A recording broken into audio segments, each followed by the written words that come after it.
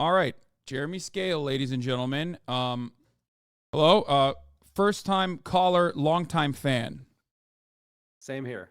I'm very okay. You don't mean that. That you don't have to say that. Don't worry. Okay. Is there any way to like raise your microphone volume a little bit? Is this the microphone that you do the podcast on as well? Yeah, hold on here. All right. Oh, I'm I've going into cranked up your volume. this is the first time that I've used this Discord platform. Hold on a second. I know this is totally embarrassing. I said on Twitter that my parents love your show. Um, That was also, I assume, fake news. my mom is watching right now, and Oh, it's totally. I told her not to click on anything. okay. Yeah. No. Don't Is do this that. better? I made it louder. Yeah, it is better for sure. Um. All right. All right. So some things happened this past day, or I guess last night, from where I'm at. I'm in Los Angeles. The case against Israel started. Case being genocide, and you've covered it. You wrote an article on the Intercept on the matter, and I wanted to talk to you about it. There's obviously some other stuff that we could talk about, but I think that it's important, and the overarching goals here are obviously South Africa laying out the case that I think they did a pretty good job with on why Israel is committing acts of genocide upon the Palestinian population, something that they've basically brought about themselves. So there are two different things I want to ask you. One, what is the difference between the International Court of Justice versus the ICC, the International Criminal Court? Let's start there. Yep.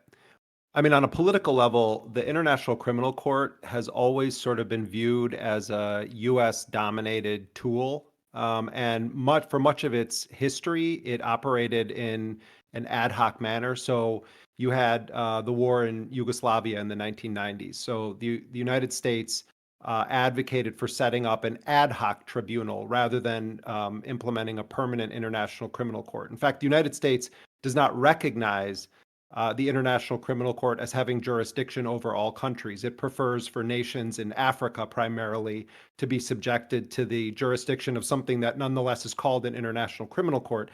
And in fact, both Democrats and Republicans alike throughout U.S. history have undermined the U.S. actually fully accepting that an international court would have jurisdiction over the United States. One wild thing that's totally true, but a lot of people don't know about it, is that in 2002, George Bush signed into law a piece of legislation that had widespread bipartisan support that came to be known as the Hague Invasion Act. Yeah. And what that law says, and it's still on the books, by the way. Yep. Interestingly, Joe Biden voted against it. But that law is still on the books. And what it says is that not only does the United States not recognize the International Criminal Court as having jurisdiction over the U.S. and its allies, but that if there is ever an attempt to prosecute any U.S. personnel or the personnel of any, or extradite or bring any sort of proceedings at the International Criminal Court against U.S. personnel, not just soldiers, any U.S. personnel, or personnel of allies of the United States, that the President of the United States is authorized to initiate an invasion of the Netherlands to liberate any U.S. personnel being prosecuted or charged with war crimes. They've had it coming. They've had it coming. So the ICC is overwhelmingly a court that is used by powerful nations to prosecute the Yugoslavias and the Rwandas of the world, and the vast majority of the cases that have been prosecuted there have been against involving African nations. When we talk about the International Court of Justice, this is the official world court that was set up by the United Nations in the aftermath of World War II.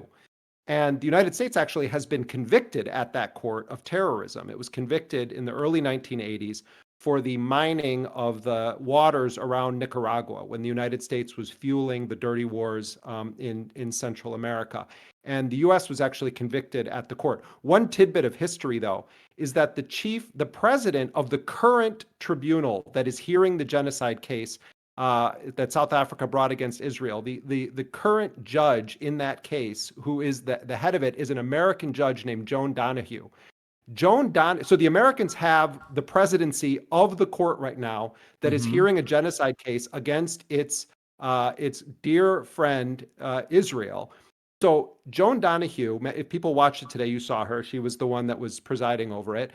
She was one of the lawyers for the United States when they were convicted of terrorism at the World Court for mining the harbors in Nicaragua, and she now is the president of that tribunal. Now, having said that, the International Court of Justice is widely viewed as a much more neutral uh, force when it comes to Can I international interject here justice. real Yeah, quickly and go ahead. ask you a What do you question? think? I don't want to. If I'm not mistaken, the Nicaragua court case also still had an American judge on it, obviously. Yeah. And the American judge actually ruled against the United States interests in that court case, as far as I remember. So, like, that is a unique situation. Yeah. I'm throwing that out there because I think that certainly the United States would like to assert its influence over any judgment there, but that's not always how American lawyers operate. Not every single American, even though this judge is close to Hillary Clinton, even though she was one of the lawyers defending the United States in its own case before the court, doesn't necessarily mean that she won't be fair. But what we do know is that the Biden administration has already preemptively said that this case is without merit, and has Yeah. said that the charges of genocide are ludicrous and have no basis. So they're already doing a sort of preemptive defense of Israel. But the United States is not in control of the International Court of Justice the way that it is able to assert its influence over the ICC. So now, having said that, even if this court rules that, so first of all, people should understand this. What South Africa is asking for right now in an urgent manner is not to convict Israel of genocide, not to even find that Israel is engaged in genocidal conduct. What South Africa is arguing is that there should be a trial of Israel for genocide, and they walk through the Genocide Convention in meticulous detail. But what they're actually asking for is for the court to issue what they call provisional measures.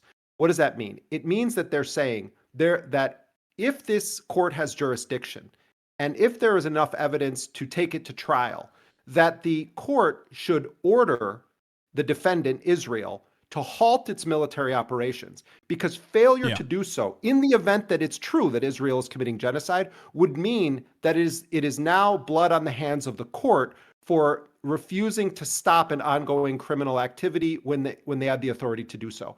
So a lot of people think like, oh, Netanyahu's going to be on trial. That's not what this is about. What this is about right now is that South Africa, as a signatory to the Genocide Convention, has the right to bring a case. Any country could have done this that's a Yeah. signatory to the convention. It's significant that South Africa brought it because of its history with apartheid and terrorism in its own country, and apartheid backed by the United States. It's also significant that the South Africans had a very brilliant lawyer from Ireland, and Ireland has been very outspoken, perhaps more than any European country, in standing up for the Palestinians during this slaughter. So what the South Africans asked for today was for the court to issue provisional measures instructing Israel to cease its military operations in Gaza, pending litigation on the question of whether or not Israel is committing genocide. Yeah. So and today they laid the facts out, which are so public and so broad. And one distinction here, if I'm not mistaken, is that the ICC has the capacity to convict people, whereas the ICJ is just for UN nations, and it's a nation versus nation thing. So, like, And this is why, for instance, I mean, no, I'm glad that you're raising this point. So, for instance, many of the leaders in the former Yugoslavia stood trial as individuals, including heads of states. Slobodan Milosevic, the former president of Yugoslavia and then Serbia, died during the course of his trial, actually, at The Hague. And very famously. But what's well, yeah, and you also had that thing where the guy took it looked like he was taking a shot of whiskey, but he was actually poisoning himself and died. I mean, this happened also at the International Criminal Court. So it's a crazy scene there. But so Israel is basically, their defense is basically going to amount to repeating October 7th, like 8 bazillion times, October 7th. And one of the lawyers for the South Africans, who actually was a rather old British lawyer, was tasked today at the court with sort of preempting some of Israel's arguments. And what he said was, Israel is going to seek to say that Hamas should actually be on trial here instead of Israel. But what this lawyer pointed out, he didn't make an emotional statement. He said, Hamas is not a nation state. Hamas is not a party to the Genocide Convention. They could. Israel could technically, if they wanted to, try to. From what I understand, they could technically go to the ICJ, but that would require them to recognize Palestine as a nation state. I think, with a tacit recognition that like Palestinians have autonomy, and that goes against their overarching interest of dominating them. Am I not correct on that? There is that, but also there's a radical oversimplification of what Hamas is that takes place in the international discourse. You have Hamas as a political entity, and then you have the military wing of Hamas. And I'm not trying to nitpick here, but facts actually matter. And Israel's entire narrative is that this is not a governing body; this is a terrorist actor. Yeah. And so what the lawyers for South Africa said today was there are proper venues to prosecute the war crimes that Hamas may have committed, but this isn't it. And what they and then went further and said the United Nations recognizes that Gaza is still occupied territory. Israel disputes that and says, "Oh, we pulled out, we removed our settlements." What the United Nations has found repeatedly is that Gaza still constitutes an occupied territory because Israel is entirely in control of its land, its air, its sea, all basic necessities of life that come in and out of there. When Israel's defense minister said early on in this, we're going to shut everything down, the electricity, the food, etc., he meant it because Israel knows how to do it because they have been doing it for a very long time.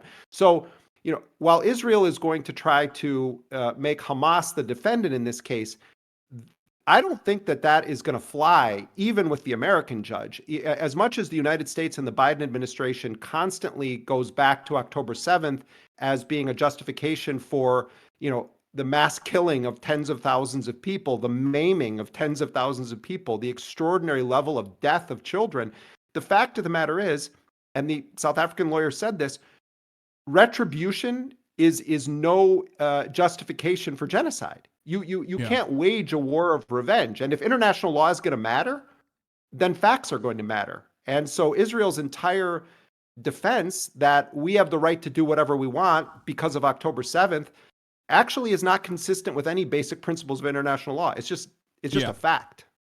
Yeah. As the belligerent occupier, a case can't even be made to a right to defense against the people that you are the belligerent occupier over as well. So there is the notion of this is my assessment of the situation, is what I've been saying at least, is like on October 7th, inside of the boundaries of what is known as Israel proper, yes, the Israeli occupying force, the Israeli Defense Force, did have the right to defend its citizens like a police force would, right? Whereas everything beyond that, especially the Gaza operations, would constitute as something outside of the bounds of a right to defense that Israel does not have. It's as a belligerent occupier. It doesn't. Well, also, look, I find myself saying this when I argue with people. I heard you on the show earlier talking about conversations with normies. I'm surrounded in my entire life by normies. My family, we're from the Midwest. I talk to people all the time. And the thing is, like, the way that this has been portrayed, the first narrative on this was that 1,400 civilians were killed. That was the first draft of history that was promoted by the Israelis about what happened on October 7th. When you actually start to review the details, it's much more complicated. We're talking about just under 800 civilians that were documented to have been killed. We're talking about a couple hundred soldiers that were killed. Hamas attacked a number of military installations. Certainly, war crimes were committed that day, without question. I think it's utterly atrocious to take old people, babies. There was one 10-month-old that was taken hostage. No one with a heart and a brain would be defending that conduct. And no one with a heart and a brain should be defending the conduct that Israel engages in regularly when it arrests children, and puts them in military tribunals. So if we want to talk about facts, then we need to understand which groups did what on October 7th? Because you had Hamas, you had Palestinian Islamic Jihad, and then you had what appeared to be independent actors that came in. Yeah. We then have to break down once the siege was laid to the kibbutzes and to the music festival. What did the response of the Israelis look like? If you read the Israeli press, in many ways, it's much more open and transparent about what actually happened on October 7th than the American press. There is a very serious discussion right now in Israel about how many Israelis were killed by the Israeli military Yeah. when they responded to Hamas. And this is not conspiracy theory stuff. This is in mainstream Israeli newspapers. Ynet. And Ynet, Haaretz, the major TV networks have been interviewing witnesses who describe the Israeli forces shelling it. You have a history in Israel there's a number of doctrines, the Hannibal doctrine and others I'm sure you've talked about before, where there are times when Israel prefers to actually kill its own people before they can be taken hostage.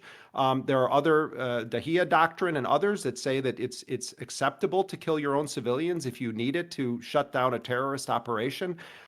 So I'm not saying that I know all of the facts. What I'm saying is none of us do right now.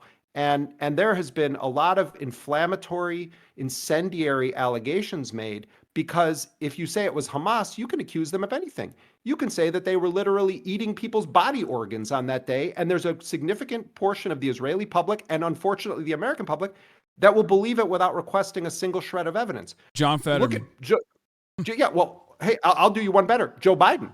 Joe Biden is out there. He, not once, not twice, but at least 3 times, Joe Biden has said that he saw pictures of babies that were beheaded by Hamas. Not even the Israeli government continues to make that assertion. I read the names of every single Israeli civilian that has been identified as being killed. There was a little girl who was 10 months old that was shot while she was in her mother's arms. She is the only child under 1 that was documented to have been killed that day. There were a number of other children. The Israelis initially said 40 babies were beheaded. They told stories about living children being placed in ovens. There is no evidence, but the most powerful person in the world, Joe Biden, or at least Joe Biden, the body of Joe Biden is filling the position of the most powerful person in the world. He keeps repeating this propaganda. They laid siege to Al-Shifa Hospital, telling us there was a Hamas Pentagon underneath it. And then when the Israelis actually went in there, the Baghdad Bob of the IDF takes cameras down there, and what do they find? They find something that looks kind of like an old underground operating room with an air conditioner that wasn't even attached, and it looked like no one had been in there for a very long time. I wouldn't be shocked if Hamas guys hung out in hospitals. I know from reporters that often people would meet people to do interviews there. There's a difference between that and firing RPGs from the roof of Al-Shifa. There's a difference between that and actually having a Hamas Pentagon under Al-Shifa. So the United States said, we have our own intelligence that indicates that that's true. The entire thing was a fraud. It was a fraud intended to give cover to Israel to lay siege to civilian targets. So to bring it back to what we're talking about today with this hearing, I didn't learn a single thing that I didn't already know from what the lawyers for South Africa said today, because everything they were saying is in the public domain. Yeah. But what was chilling about it was to hear it in a court that under the law has the authority to say to Israel, this must stop immediately. And that actually is worth something, because it's going to call the question to nations around the world on whether they believe in international law or they think that the United States should continue to be the emperor over international jurisprudence, where it dictates who the law applies to and who it doesn't apply to. One final thing, it was really chilling when they started reciting, and if you read their 84-page filing, the South Africans, over the course of 9 full pages, they are citing quotes from Israeli officials that are clearly genocidal in nature. Not just Benjamin Netanyahu invoking the biblical tale of Amalek and, kill all their children, their women, the babies, the livestock, but others talking about genocidal intent. And what they did is they played some of those by video, they read others, and then they connected it to soldiers on the ground clearly understanding those as official orders. That is genocidal intent. And, I was struck by the thought, because I've followed all these statements that these guys have made, these criminal genocidal statements. But hearing it in that court today, I realized the reason that Netanyahu and Yoav Gallant and all these other people feel so comfortable making such shocking genocidal statements publicly is that they have the confidence that nothing will ever happen to them as a result of making those statements. It doesn't even register to them that anyone would be able to hold them accountable because the bully of the world is their backer, the United States. And already these toadies, John Kirby at the White House, National Security Council, Matt Miller, a guy who has no soul and no conscience, out there every day shilling for the genocidal operations. Who's done such a piss poor job that even the IDF had to, at a certain point, be like, all right, you're good. You're getting ahead of this, and you're causing political pressure for us internally inside of Israel by speculating on, like, potentially the reasons as to why Hamas is not releasing some of the female IDF soldiers, which at the time was, once again, like you've mentioned, presented as though these were also female civilians and not like active enemy combatants that they'd held captive as prisoners of war, as hostages, and that they were refusing to release them. And Miller famously speculated that it's because Hamas wants to, or either has harmed them or wants to harm them further, and that's why they refused, and that's why the negotiations fell apart. This was so out there and caused so much political turmoil in Israel that the IDF had to correct the American State Department. Yeah, I mean it's totally true. I mean when you have people like Benjamin Netanyahu saying, "Hey, tone it down a little bit," like that says something. It reminds me though, Hasan, of this story about Biden from which I think is one of the most revealing stories. I mean, first of all, people should understand Joe Biden's been in office longer than almost any American politician. 50 years, senator, vice president, president, and since 1973, he's been a totally committed Zionist. He calls himself, Israel's best Catholic friend. But in 1982, when the Israelis invaded Lebanon, a guy named Menachem Begin was the prime minister of Israel. And he comes to Washington because the Reagan administration actually, even though they were, Reagan was an incredibly pro-Israel president, but they were concerned about the mounting civilian death toll. And if you go back, at one point, Reagan even told the Israelis that it's starting to look like a Holocaust. He used the term Holocaust. So contrast that with, Biden today. But Biden at the time was a senator. So Menachem Begin comes to Washington and he gets grilled by all these American senators over the rising civilian death toll. And Begin then goes back to Israel. He talks to reporters and he tells reporters, but there was one senator who stood up. This is 1982. One senator who stood up and gave an impassioned defense of our invasion of Lebanon and said that if he was in the same position in the United States and he was dealing with a threat like that, he also would support the killing of women and children. And Begin says, that senator was a guy named Joe Biden. And Begin himself was a war criminal from 1948 in the Irgun militias, as part of the original Nakba. So this guy is saying, I had to tell that senator, no, those aren't our values. So Biden, even back then in 1982, was going further than the Israelis in, at least in this meeting with Begin, in defending the killing of women and children. No one should pretend that Biden doesn't enthusiastically support what's happening right now. His entire career indicates that that's exactly what he believes. And also Antony Blinken has never met a war in the Middle East that he just wasn't, fucking in love with. Yeah. He has been a very enthusiastic supporter, and I think he's ideologically stuck at a different time. Like, I think maybe because of his brain capacity diminishing or whatever, but like, I do think that that there is a diminish, like, our soft power and our influence around the world as the United States of America is like waning a little bit right now, and yet I feel as though this is the reason why there's so much division even in the State Department as far as what we see in the media, with people coming out and saying, like, we got to dial this back. Even Antony Blinken, who, like you correctly pointed out, has never met a war he doesn't like in the Middle East, was on after meeting with Hakan Fidan in Turkey on October 8th, had actually tweeted, knowing full well what was about to happen, the scale of the atrocities that Israel was about to commit, had tweeted out to a cessation of the hostilities and then quickly deleted it.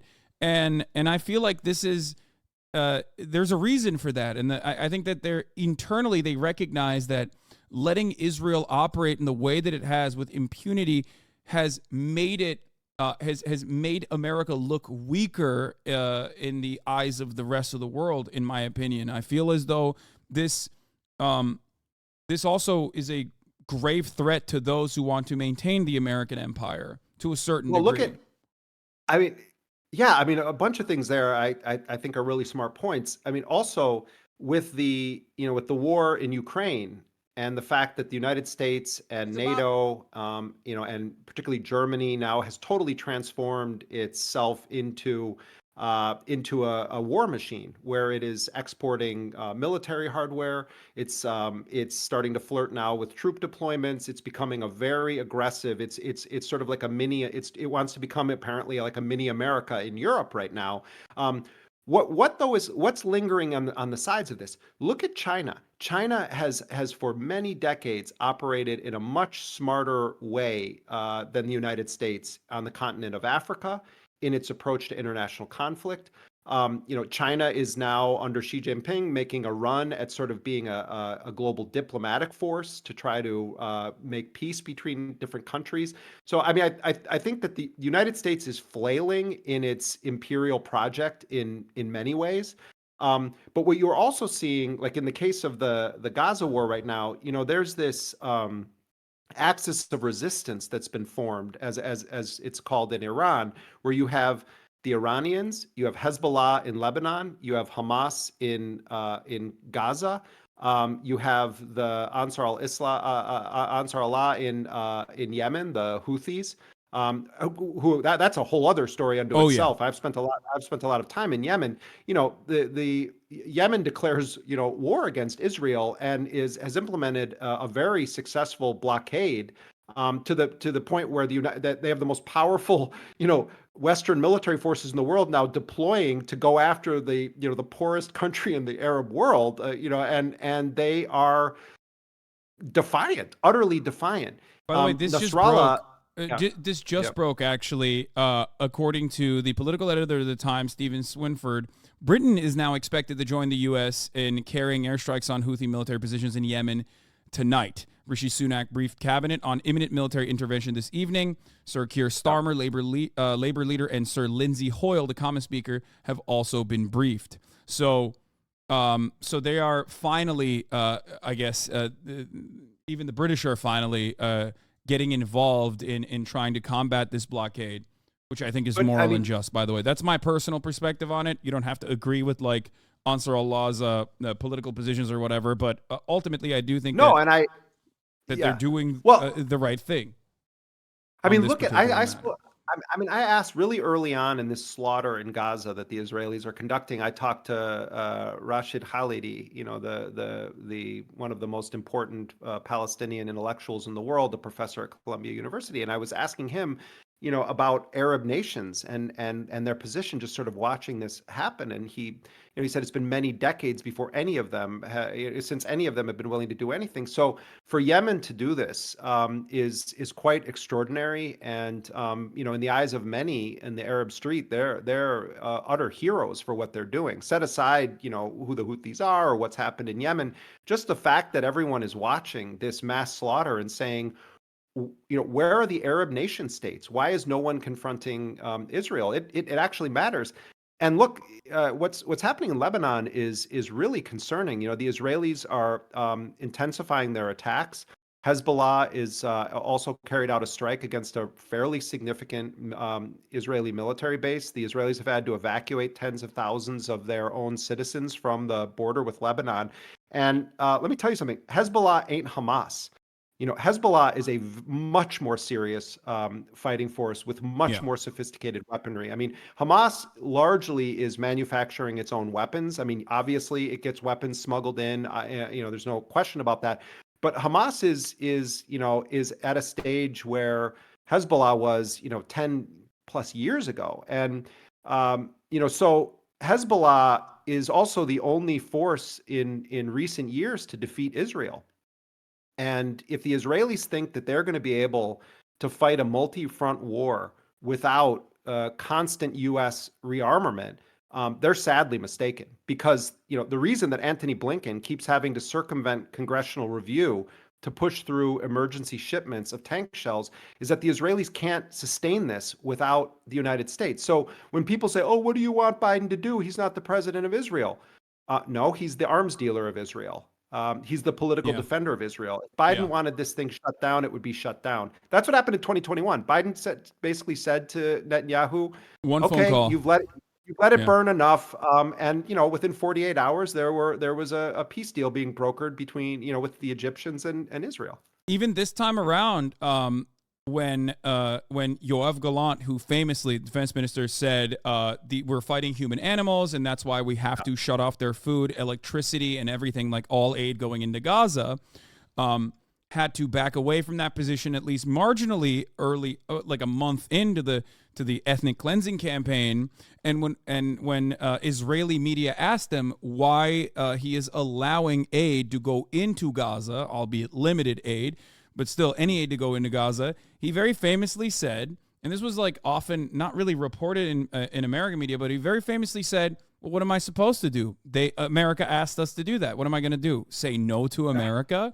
And that is the reality, and that's precisely the reason why Israel, in my opinion, does probably more media, more Western-facing media in English than it does in Hebrew for its own domestic audience. And there's proof for this as well. Benjamin Netanyahu has actually appeared on Western television more times since October 7th than he has on Israeli television. So there's a reason for that. It's because he already has a tremendous amount of support for the actions in Gaza. He doesn't have a lot of support overall. Obviously, the overwhelming majority of the Israeli population want him to resign immediately. But yeah, I mean, his far constituency is along the Potomac. It's and I mean, one other interesting thing about that, and it doesn't really get talked about a lot, but Israel. I think Israel is actually militarily losing the war against Hamas.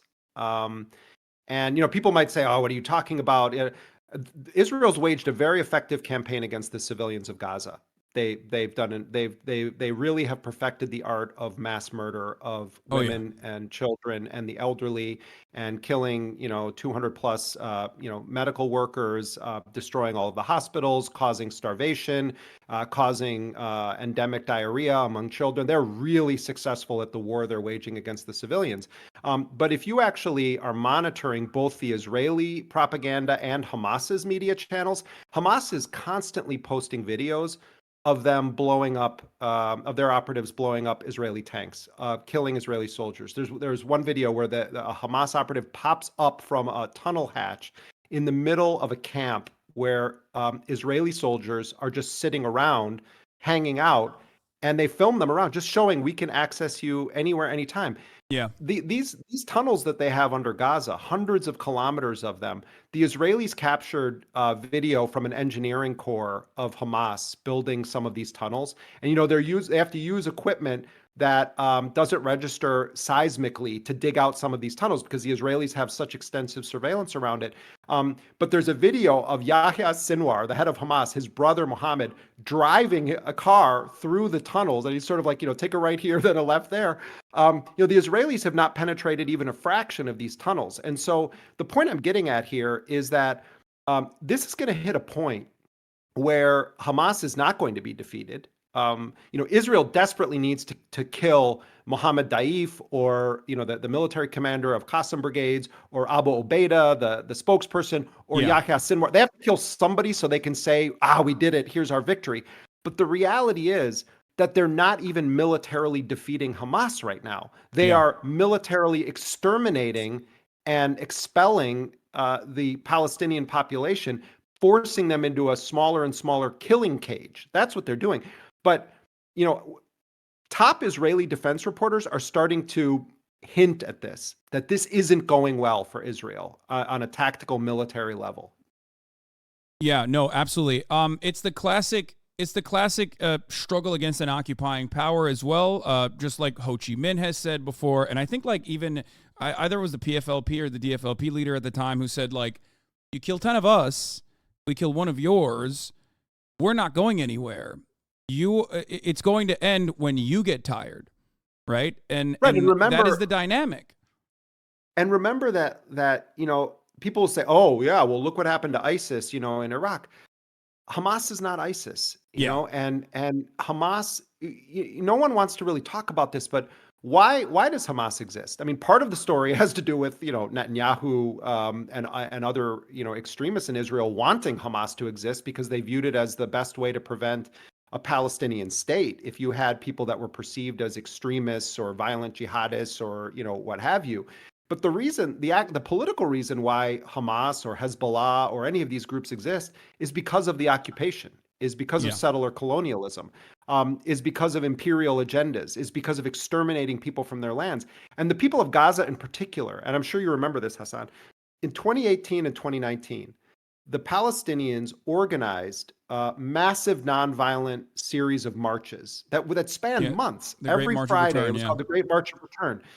And Israel responded with utter force to those nonviolent demonstrations. In fact, Israeli snipers, some of them who gave their actual name, have openly admitted in the Israeli media that they were keeping account of who could shoot the most kneecaps of Palestinian 42 in one protesters. day. One Right. IDF sniper openly Yes. stated. The So IDF and itself took by ownership name. over it. The IDF So itself took ownership over it yes. when they tweeted out and then quickly deleted, even though B'Tselem captured it for posterity, Yes. that they had accounted for every single bullet and where it had landed. Tens of Yeah. thousands of people were intentionally maimed, wounded by Israeli sniper rifles. I mean, pregnant So women when were you killed. So Yeah. so when that is the response to a nonviolent demonstration, which presumably is what the world is telling the Palestinians, that's the proper way to resist Israel is nonviolently. You don't do things like raid a military base or kidnap a soldier or take a soldier prisoner. Those things are unacceptable. But nonviolent protest, that's acceptable. Well, actually, it's not acceptable because then you get shot in the kneecap, or you have pregnant women getting shot. So when that is the message, what means do the Palestinians have of resistance? Why is it that Hamas now, the armed resistance in Gaza right now, is incredibly popular among Palestinians? Why Yeah. is that? Is it because everyone loves Hamas? No, it's because a child is Hamas, a journalist is Hamas, the hospital is Hamas, everyone in Gaza is Hamas. There are no The children, UN. there are no civilians. The UN is Hamas. The UN Secretary General is Hamas. South Ireland is Africa. Hamas. South Spain is Africa is Hamas. South Hamas. Africa is Hamas. Belgium is Hamas. When everyone becomes Hamas, when you shoot and murder nonviolent protesters, when you intentionally kneecap them with sniper bullets, of course, the only means available to the people is armed resistance. Yeah. It's also what happened with the Irish. It's what happened in South Africa. It's what happened in revolutionary struggles all over the world. And I'll say one last thing on this. No one should believe a single word that ever comes out of the mouth of Israeli government spokespeople unless there's like 3 or 4 independent sources showing that it's true, Yeah. because they have lied about everything. And, it's not that I say, oh, give Hamas the benefit of any doubt. It's that you don't give Israel the benefit of any doubt. Like, Israel lies repeatedly, and it's documentable through this entire. We can Yeah. talk about the last 3 months, but you can also talk about decades. They're lying about everything constantly. So their word should not be worth a penny when it comes to a statement of the facts on the ground in Gaza. Nothing. Yeah. And Western media absolutely is complicit because they have basically a standing IDF spokesperson early on since October 8th to immediately contextualize the violence that the Israeli forces are subjecting the Palestinian people to in their ethnic cleansing campaign. And even and beyond that, whenever Israel will come out as a state actor and openly lie and even deliver inconsistent, sometimes incoherent evidence, false evidence as to whether they were the ones who struck the Al Ahli hospital or the Al Shifa hospital, and how Israel never would strike a hospital.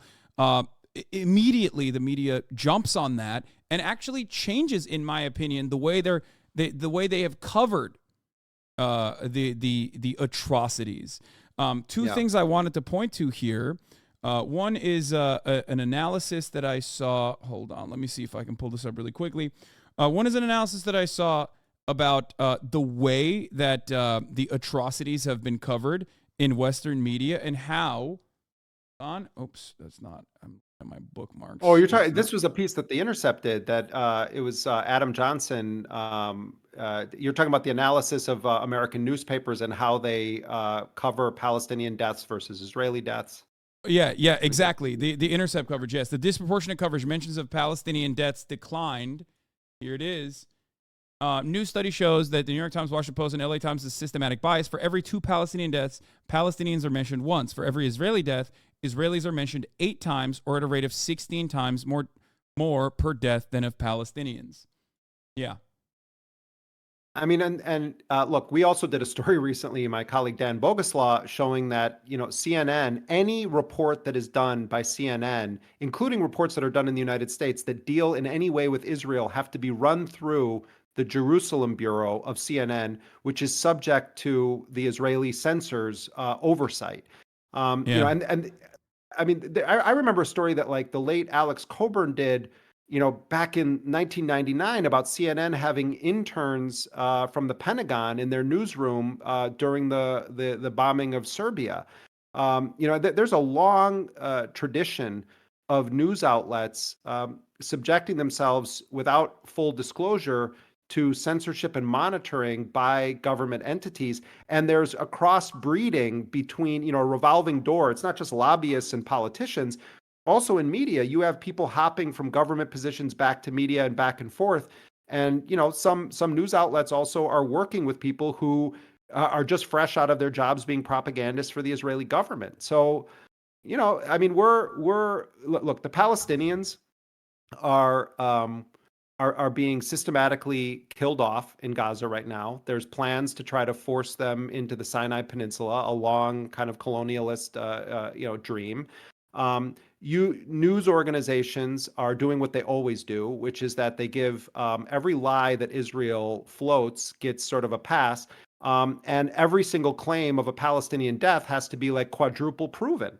Look at the president of the United States says, "Oh, I don't have any faith in those death numbers." Actually, to be quite blunt here, the Hamas Ministry of Health death numbers are almost certainly conservative because of the formula that they use, where it has to be someone that's come through the hospital system or the morgue system in some way. There are other estimates when you take into account missing people and under the rubbles that are far higher.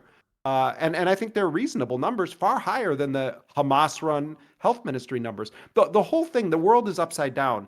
The victims have to like go out of their way to prove that their loved ones died. Look what they're doing to Wael Dahdouh, the bureau chief of Al Jazeera Arabic in Gaza. They murdered this man's family. His entire family. They murdered his family. Then they murder his cameraman and leave him for 5 hours bleeding out. And then last week, they then murder his oldest son, who was a reporter. And then the Israelis say, after Anthony Blinken made the big mistake of answering a question and expressing some sorrow for Wael Dahdouh's suffering, that his entire family has been systematically murdered by Blinken's friends in Israel. Blinken makes this mistake, and the Israelis then magically pop up and they say, "Here's a document we found proving that Wael Dahdouh's son, who also was a journalist, actually was a secret terrorist operative and on the payroll of the Islamic Jihad." Yeah, of the Islamic Jihad.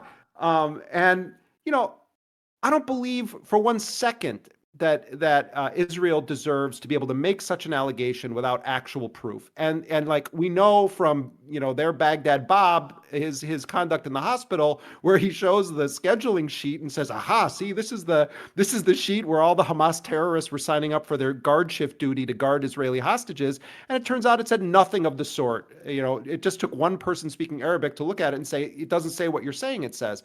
So I think that when we look at 100, I think we're on almost 110 journalists now that have been killed over the past 3 months by Israel. It's a mass murder campaign against journalists. And look, Evan Gershkovich, who's in prison in Russia, I think he should be freed. I think it was an atrocious war crime that the Saudis committed by butchering Jamal Khashoggi. But where are all the big CNN stars of the world who every day tweet, "This is how many days that Evan Gershkovich has been in prison"? Where are they when 110 of your colleagues have been murdered murdered with American bombs, murdered with American bombs, Yeah. clearly in an intentional campaign to wipe it out. The Washington Post has the audacity to keep on their thing that democracy dies in the darkness. Where is the systematic outrage from American journalists over the murder of our Palestinian colleagues? They are the eyes and ears of the world to a genocide that is unfolding in real time. And, Yeah. and many of them, their families have been killed. Their houses have been destroyed. Their colleagues, their cameramen, they're being systematically killed. And where is the solidarity? It's devastatingly horrible. I'm ashamed to be an American journalist. Actually, right now, I'm ashamed to be an American journalist because we have utterly failed our colleagues in Palestine. Utterly failed them. Absolutely. There's another thing I wanted to talk about the International Court of Justice, because tomorrow, or at least I guess in a couple hours, we're supposed to hear from the Israeli side on its defenses, right, against the gross accusations of genocide and ethnic cleansing, which has been clearly laid out, oftentimes with evidence that the Israeli soldiers and, like you said, the Israeli officials have voluntarily given themselves.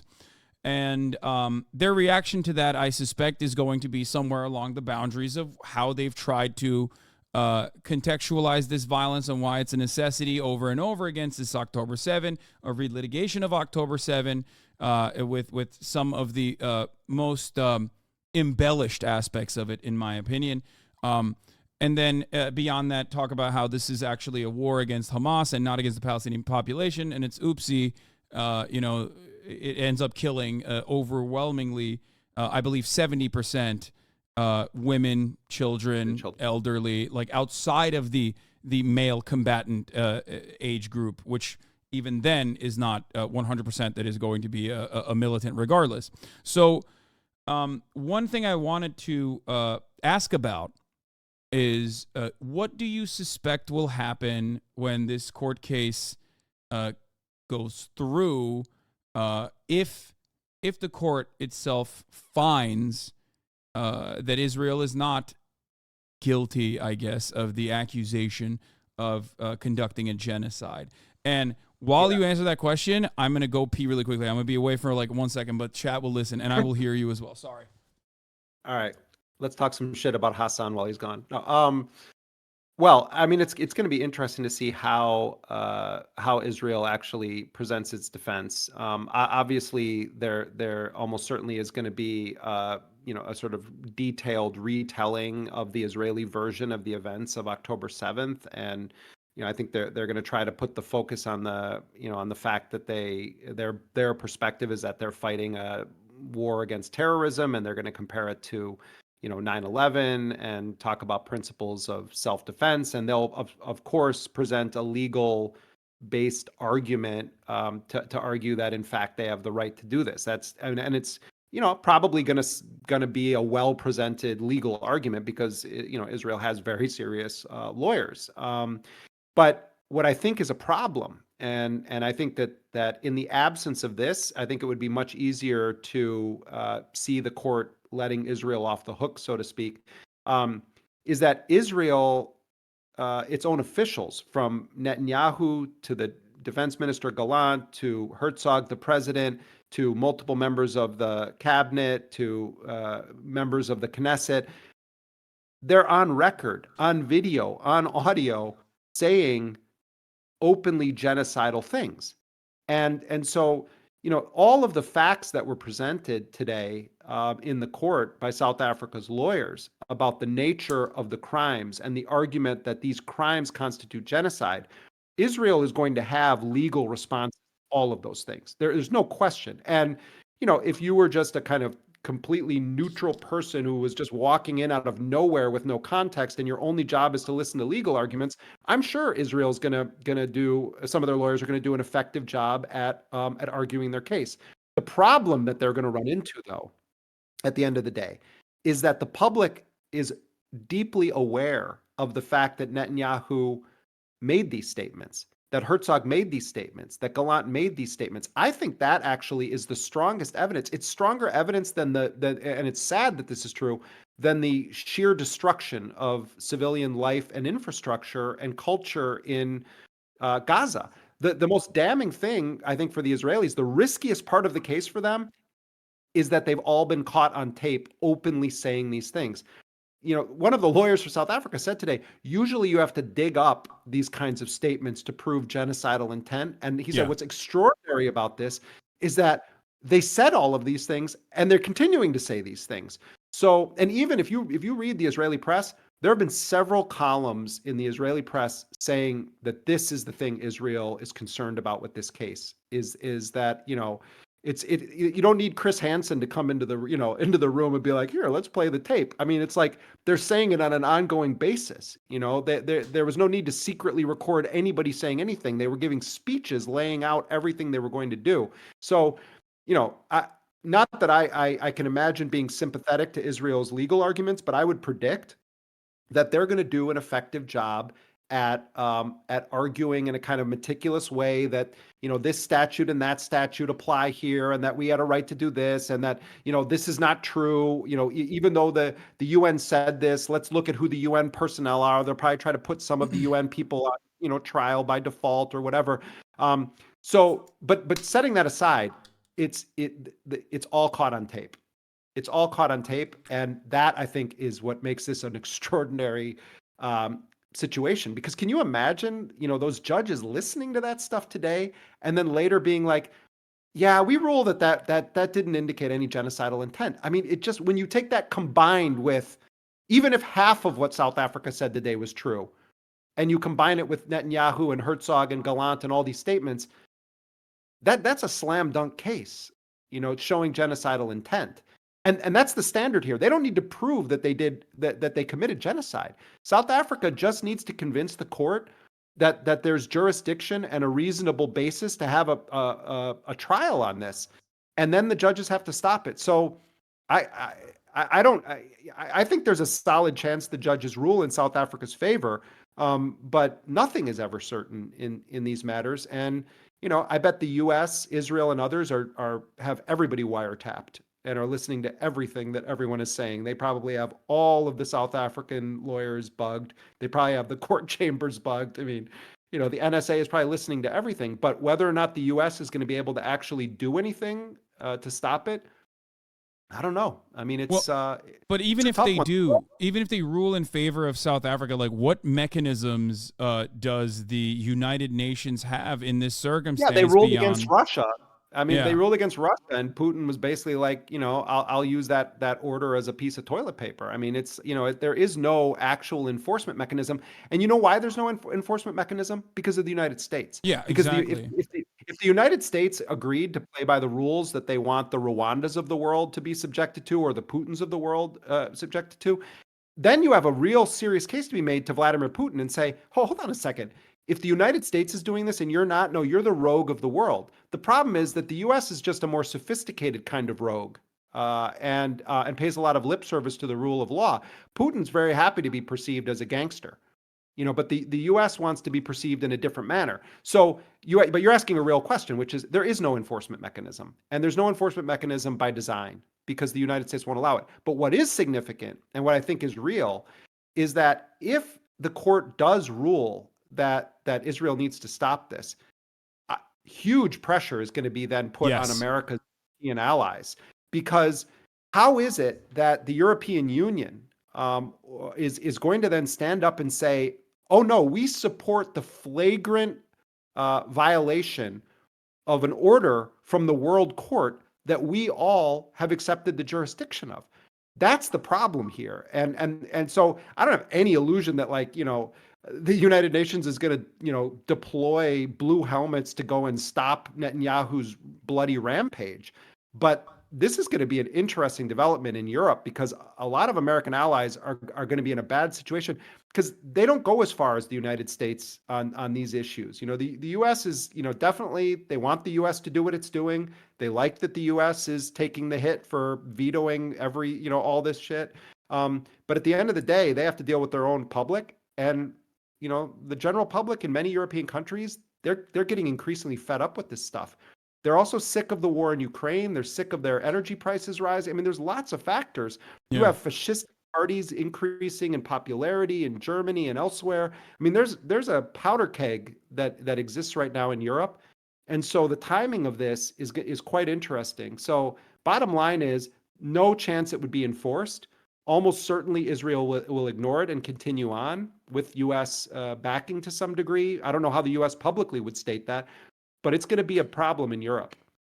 Yeah. Then there is the other side, but you're absolutely correct. I think also that the worst aspect of this for I guess instruments of power in the Western world will be the civilian pressure, like their civil society getting more of a go ahead to like openly state, no, this is like an international court of justice ruling. This is genocidal unconditionally. It's not dissimilar to what happened after Amnesty International. Doing more Nicorette here. Oh, same. I'm a big Nicorette guy myself, but I alternate between. I don't like any of the flavors.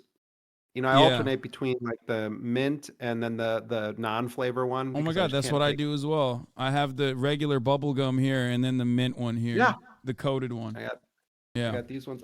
I have the European kind though. It's not as good as the American stuff. I need to. Probably. This is the good stuff. This is Nicorette. It's like 4 milligram and 2 milligram. I just go dropped between down those. to 2 milligram. Oh, nice. I mean, it's very effective if you're looking to stop smoking. I've been chewing it for years, but I stopped smoking years ago, but I still chew. I know I've narrowed my vice down. I'm on no pharmaceuticals except an allergy medication, and I just am on the nicotine. I don't drink alcohol anymore. Same. But I can't live without my nicotine. Same. All right. Anyway, we were talking about something serious. I didn't mean to do a commercial. No, for it's Nicorette, fine. I'm in the same boat. But the thing I was gonna say is, beyond the pressure, we were talking about civil society and civil society and the pressure that will mount towards like the unconditional support afforded to Israel, making like a less popular position. It kind of cuts through that, and we saw a version of this in Amnesty International and other NGOs like human rights groups that normally do, in my opinion, oftentimes operate alongside the American State Department's interests, usually against America's foreign adversaries, more often than not. This was one of those instances when in 2021, when they all collectively openly admitted something that many people have known for quite a long time, that Israel was an apartheid state. That often, in my opinion, that was a part of the sea change, a part of the attitude shift, because it gave the permission to many, I guess, like squishy liberals even, to openly state things as they are, that Israel is undeniably an apartheid state. And I think that the ICJ decision, if it favors the South African position, will play a similar role. And slowly but surely it will chip away at the marginally chip away at the dominance that Israel has on Western media and our interests. But earlier in your show, before I came on, I was watching, and you made reference to sort of people that are on your feed, sort of being more tapped in to things, and I'm sure that that's totally true, and this is true in general of a lot of the generation of people that are coming into adulthood right now. It's really interesting to look at how people get their information, and they're not held captive to just corporate media or, major media or media that, most quote unquote grown-ups have even heard of. And on this issue, you can stop a random young person, in the cities of many countries around the world and start talking to them about Palestine or Israel, and they're going to know a bunch about it. And what I think is really interesting is that this trick of the Israeli government of trying to force the world to believe that criticism of the Israeli government is criticism of Judaism or criticism of Jews or is anti-Semitism, that's done. That era's finished. That doesn't work anymore. And this is a recent thing. It does not work anymore. And I mean, I'm getting called an anti-Semite every day by these people, by these wackadoodles who are trying to convince the world that Israel somehow means Judaism. I talk to my friends who are Jewish all the time, and everybody is like saying like these people do not represent us. Yeah. But this is new. This is new that is piercing into the mainstream. This is the point I'm getting at. I think there's been a paradigm shattered here, and I think that people whose brains have not been poisoned by Hasbara and the sort of propaganda industry from Israel and in the United States, where it's drilled into your head too in American politics that you must support Israel.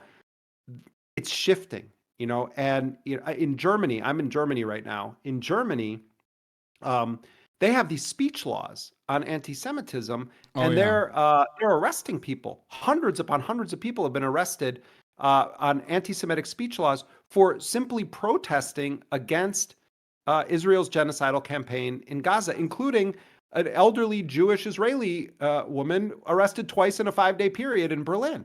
They're talking about trying to make a law that says if you want to become a naturalized citizen, Germany has a huge Turkish population, an increasingly large Arab population. They're trying to make a law that says, as a condition for naturalization, that you have to sign a form recognizing the right of the state of Israel to exist.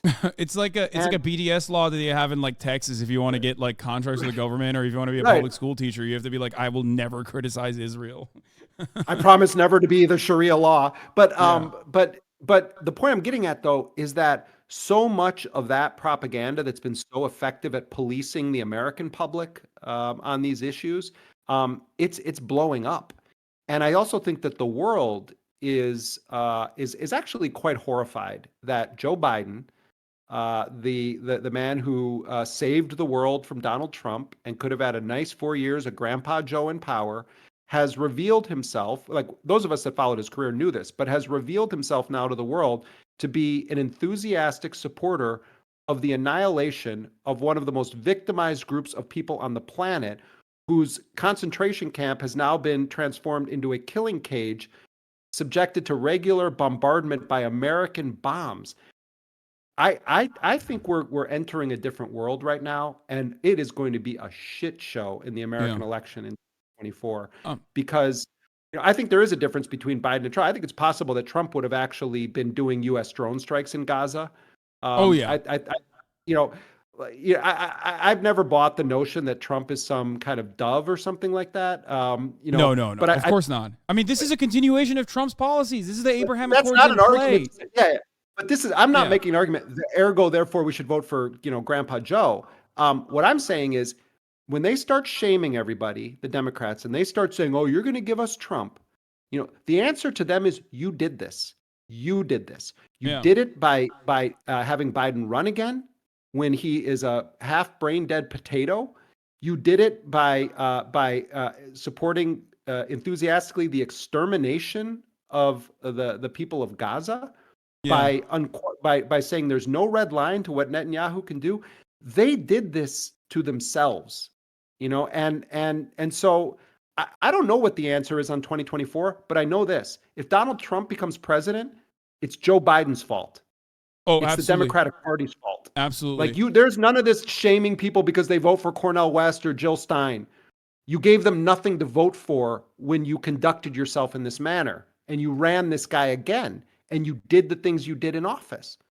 Yeah. See, I mean, look, there's already people in the chat doing it right now. There's this idea within the liberal population, especially those who are like very tuned into the politics, who like consume it all the time, that like they love fighting the battle as though the Bernie bros are still alive, right? They want to go back to the 2016 era of like, you're going up against Hillary Clinton, how dare you? And try to relitigate those struggles, like as though there is like a unique leftist momentum within the Democratic Party and a representative that they can like champion that is somehow a threat to Biden. Biden is alone, and yet he is a threat to himself, and he's a threat to American democracy. He's a threat to the Democratic Party's power in this country, and yet these guys are so primed, so conditioned to constantly yell at voters and constantly yell at anyone but the Democratic Party as team players that they're like looking to relitigate those Bernie bro arguments when there's no Bernie to bro.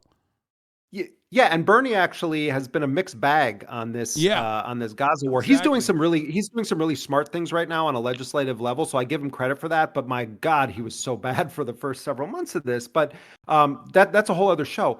But the thing is, my question for anybody who is going to start vote shaming people, I want to see the receipts. I want to see how every single day you were calling the White House, telling Biden to stop supporting this genocidal slaughter in Gaza. I want to see your receipts. I want to see that you just spent endless hours working those phones, knocking on those doors, calling your precinct captains, doing everything you could to stop this stuff. I want to see the receipts that showed that you said Biden shouldn't run again because nobody actually wants him to run again. If you can't produce those receipts, I don't want to even talk to you about the 2024 election. I will talk to someone. If someone is saying, oh no, I passionately did it, I did all this stuff, but I'm scared of Trump for X, Y, and Z reason, and I'm totally with you, I agree with, okay, I'll talk to you about that because you sound like a really fundamentally good person. But if you're just some nitwit who every 4 years wants to vote shame people because they have an actual conscience, get out of here. I mean, you're not a serious person. You're a cog in a machine. It's funny because that's a very common joke I also make. I ask people to show receipts or pay stubs from the DNC because it's like, you shouldn't be doing this for free. You shouldn't be coming in here and defending the Democratic Party's like malpractice, Democratic Party's negligence for free. At least some people get paid to do it. You know what I mean? Like, why are you LARPing as a DC consultant and you don't even have a badge? You don't even have a shiny lanyard to show for it. Yeah, go find one of the many Palestinians that live in the United States whose family members have been collectively murdered with American bombs, and sit down with them and you tell them why they should be voting for Joe Biden. That's what I want. I want to hear. Don't make the case to me or Hasan. Make the case to a Palestinian whose entire family in Gaza has been killed on why they should be voting for Joe Biden. Like that really is the gold standard here. And if your case is, oh my God, I spent every waking minute trying to stop the war in Gaza. Okay, you're a person that I actually think should be listened to and taken seriously. Short of that, go away. Go make your vote and let everyone else vote their conscience. Going back to the conflation, by the way, between anti-Semitism and anti-Zionism, two things I wanted to talk about really briefly is that the ADL already has been like a questionable organization from its inception, although obviously its like foundational principle is supposed to be something that we all agree on, combating anti-Semitism in the United States of America, which is like a very harmful bigotry. And yet through their I guess historical collaboration with the apartheid South African government, spying on labor leaders and Jewish Americans who are anti-apartheid at the time in the 80s, like anti-apartheid activists who are Jewish themselves. And now the continuation under Jonah Greenblatt's his leadership, the ADL has openly, for the first time ever, revealed that its anti-Semitism trackers, those numbers actually factor in pro-Palestinian protests. Approximately a third of all of the anti-Semitic incidents logged since October 7th by the ADL are directly just simply pro-Palestinian protests, oftentimes led by Jewish groups. It's the organization that is incredibly important as far as like what it's supposed to do, which is combat anti-Semitism, track anti-Semitism, has completely faltered from the origination or from the original message. And there, like I said, it's been marred already. Its reputation has been tarnished in the past as well. However, now it's like it's at a time when anti-Semitism is rising, because it's oftentimes, as it oftentimes does, when Israel does conduct these acts of genocide, and then people do look at that and go, okay, well, this is the responsibility of all Jews, which is inherently anti-Semitic to think. You see that you have like Alan Dershowitz. He's been running around and he's saying, "Oh, Jewish Voices for Peace doesn't actually have any real Jews in it, and they're just using them as props, and it's basically a front for a terror support group." I don't mean to open the Dershowitz can of worms. I was just popped into my head because I saw a clip of him the other day. Yeah, I think he was supposed to be one of the lawyers representing Israel. Yeah, I'm so sad that ICJ, and then I'm so sad that the Jeffrey Epstein stuff took away from that. Well, and I mean the questions about Epstein's connections to Mossad and other intelligence agencies, I think, is actually a very legitimate course of inquiry. Oh yeah. It's really interesting the way that the shattering of the kind of media monopolies has opened the gates and It's an interesting media landscape right now. Very depressing in many ways, but also quite interesting. On the ADL issue, though, I mean, I think I think that what Netanyahu is doing and what the radical um, sort of extremists that are defending Israel are doing by trying to force a conflation of Judaism with the state of Israel is ultimately making Jews less safe, and it is 100%. it's creating dangerous conditions because their messaging on it is that the Jewish state has a right to do this to Palestinian Muslims, and not to mention that they're also doing it to Palestinian Christians, etc. Yeah. But that is sort of the message that they're sending, and it's really dangerous and reckless. I used to throughout the whole so-called war on terror, and especially during Obama, when I was traveling to Somalia and Yemen and Afghanistan, all these places, and in place after place after place, what I saw on the ground was that our actions, the US's own actions, the drone strikes, the killing of families, the sort of perception that we were a gratuitous enemy, doing the night raids, killing pregnant women, all these stories that I did. Everywhere I was realizing we are giving people a legitimate reason to actually want to attack Americans. And we shouldn't be doing that. This is not, I'm not in the business of giving advice to the United States government, but we should be looking at, do our actions make us more safe or less safe? And the same is true, for the Israeli government. And I don't see how you can conclude anything other than Netanyahu has looked at this and said, I'm okay with making Jews across the world less safe because this is my agenda, and my agenda matters more than anything else. I mean, this is madness. It's utter madness. Of course, there's anti-Semitism is utterly vile, and certainly we see it flaring in so many places around the world.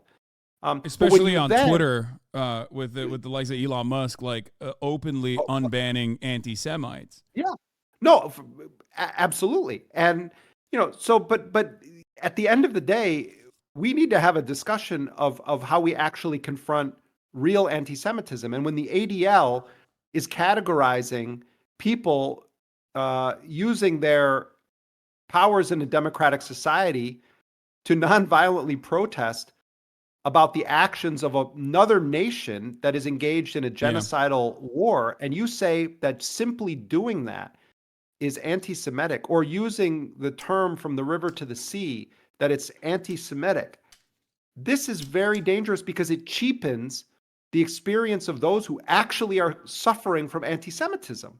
Yeah. This is also true, by the way, for the events of October 7th.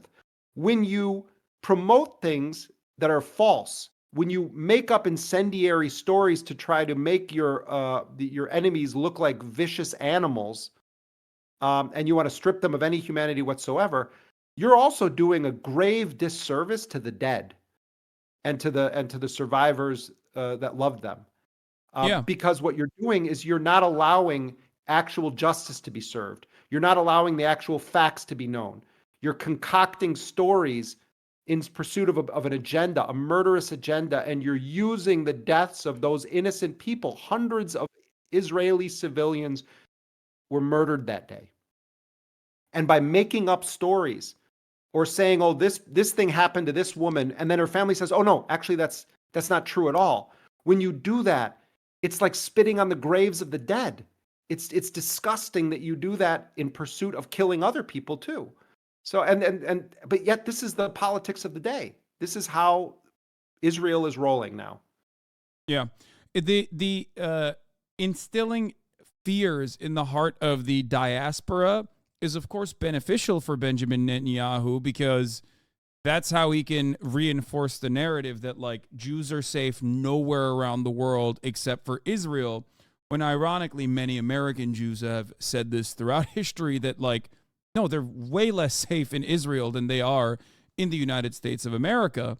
And part of that, of course, is because of the actions of Israel and the deliberate attempt to conflate from Zionists the actions of Israel with the entirety of the religion of Judaism. So it's this never-ending cycle of consistently increasing tensions. And when you have someone like Joe Biden championing that because of his own ideological background, because of his own personal opinions, saying something, in my opinion, as gross as without Israel, Jews would not be safe anywhere around the world, when you are the president of the United States of America, a country that has almost the same number of Jewish citizens as the nation state of Israel. Like, there's 6 million Jews in America, and I believe almost 6.9 million, 7 million Jews in the state of Israel. And then the president of like the largest Jewish diaspora on the planet is saying such an insane statement. I mean, it's gross. It's ridiculous. What you're saying is an abdication of your responsibility to American citizens. Yeah, and look, I mean, look what was happening to Netanyahu right before all of this happened. I mean, he was in a fight for his political life. There were massive protests against him. He had done all this shenanigans with the court system in Israel.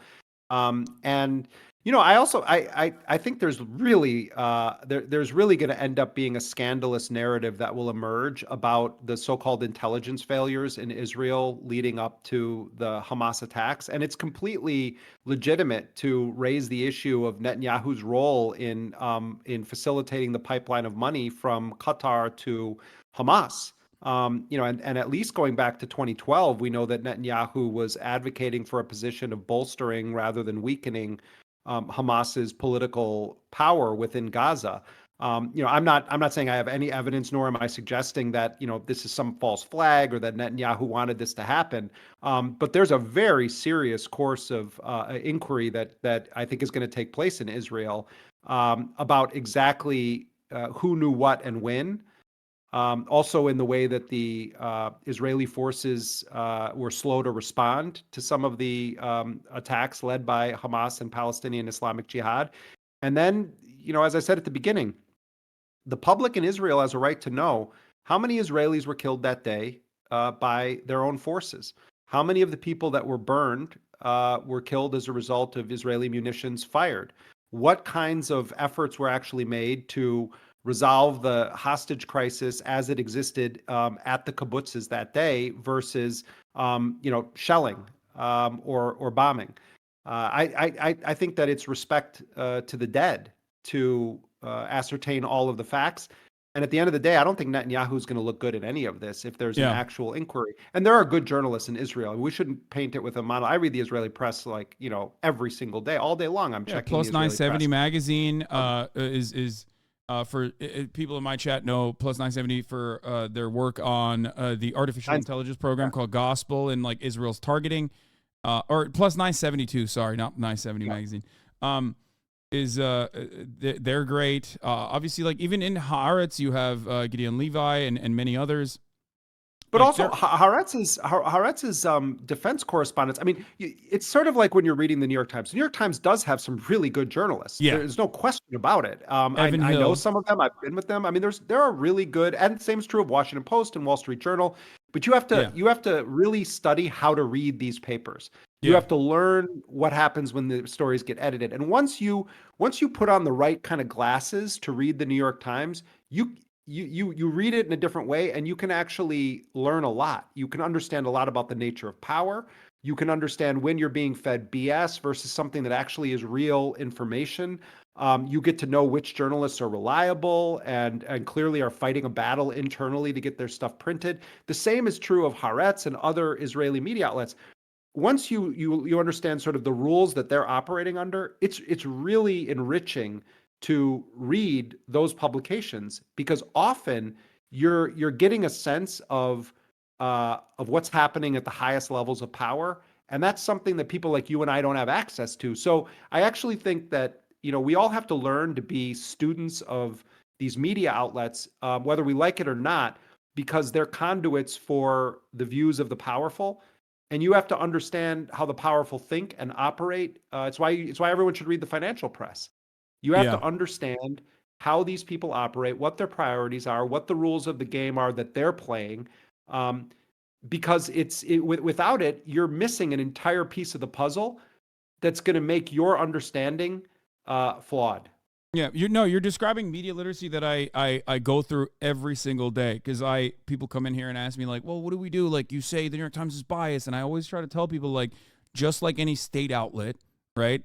Any state media, there are biases within the New York Times, even if it's not a state-owned operation.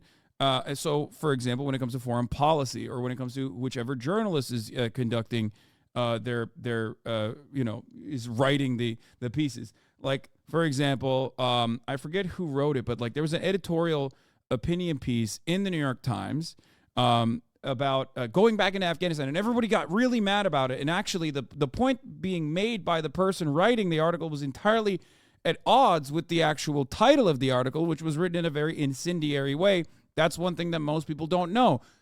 In the editorial side of things, in the New York Times, you're going to have access to a variety of different opinions, but the headlines are being written by editors, and they have a very different interest than the person writing the editorial piece. So that's something. I mean, I had a terrible thing happen once when I was at the Nation magazine, where I wrote like this really serious investigative piece. This was back in the days of Blackwater Mercenaries, and it was supposed to be on the cover. And then, it was about like these four guys that had gotten killed, and I had worked with their families, and they were like, it was a really important article I had done for them. And then the Nation, it was supposed to be the cover, and then the Nation at the last minute puts Alfred E. Newman sitting on the toilet looking like George W. Bush on the cover of the Nation magazine. Oh, God. And it was like I hit the roof. Well, no, because it was like I wanted to send this to the families because it meant a lot to them. And anyway, the point just being, all kinds of stuff happens in editorial processes, and you really, if you're a serious person, you have to learn how to read the paper. And it doesn't just mean comprehend the words. It means you have to study the politics of the paper, look for patterns, because it actually is worthwhile. I've never been a fan of like, oh, don't read the New York Times. I almost can't watch CNN anymore. I mean, I try to sometimes, but I will always read the establishment newspapers, because I mean, if you don't do that, this is a very serious error on people's part. You have to understand how the powerful think, and that's where they do their talking. This is actually what I wanted to point to. Oh, that now I remember. So one thing that you brought up about like a variety of different outlets and like an access to what's going on the ground with like social media, TikTok in particular, both on the Israeli side of them, like very openly, IDF social, very openly documenting the atrocious things that they're doing, but also on Telegram with like, posts coming directly from the Al-Qassam brigades, and also from Palestinians on the ground who are showcasing like the atrocities that they're subjected to. This has been phenomenal in breaking through the otherwise dominant narrative, and that's why you see a massive difference in age demographics in the way that they perceive Israel's actions to be permissible or not. People that have incorporated social media into their media diets actually do have a very different opinion than those who do not get that as a primary source. However, there's also the negative side of that too, because I feel like that's how you arrive at a lot of charlatans as well. People who take advantage of that. Sure. People who take advantage of the lack of trust in mainstream media. Because like you and I both understand how important it is to still read the New York Times and to still recognize that there's like good journalism also happening at these mainstream outlets every now and then. Or even if it's a biased piece, there's still, I guess, like some semblance of the truth that you see within that. Whereas the more the legacy publishers operate as a mouthpiece for the State Department, the less people trust it, and that creates an opportunity for a tremendous amount of misinformation from those who claim to be the arbiters, the real arbiters of the truth. And that's how you arrive at like, the insane anti-Semitic conspiracies from people, and that's how you arrive at like anti-Semitism increasing, and that's how you arrive at like QAnon stuff, right? But that this is also why I mean, I'm in the Telegram channels of a variety of Islamic resistance groups, including the Al-Qassam brigades. So I follow all of they're very, very active.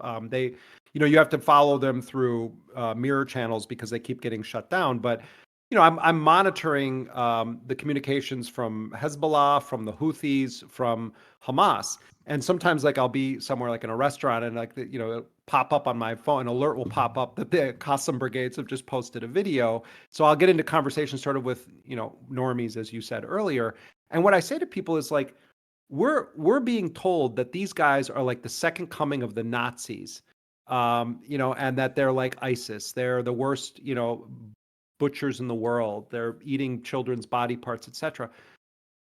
Don't you think it would behoove you to sort of fact check that, like look into it, understand what is their perspective?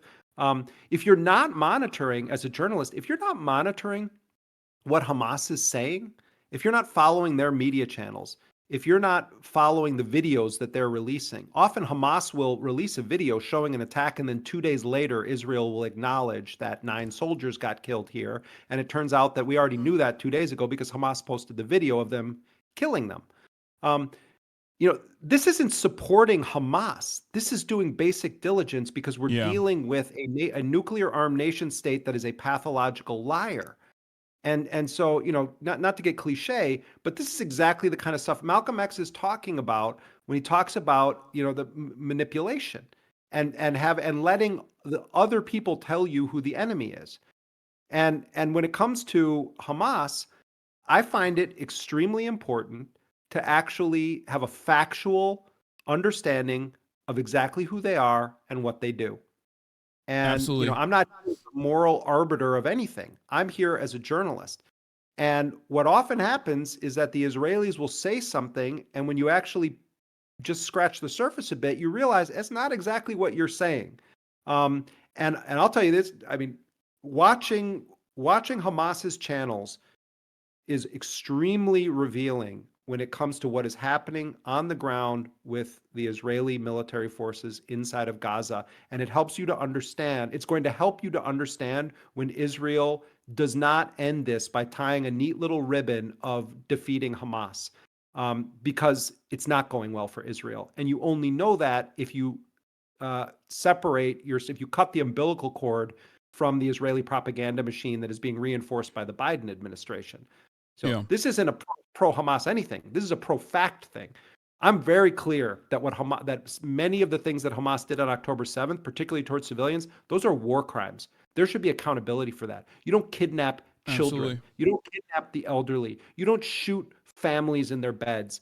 It doesn't matter if those people were occupation settlers or whatever. Many of the fucking people that got killed at those kibbutzes, were sort of lefty types and whatever. Do they have a right to be living on Palestinian land? No, they absolutely fucking do not have a right to be living on Palestinian land. Does it mean that then they need to be murdered in their rooms? No, it doesn't mean they need to be murdered in their rooms.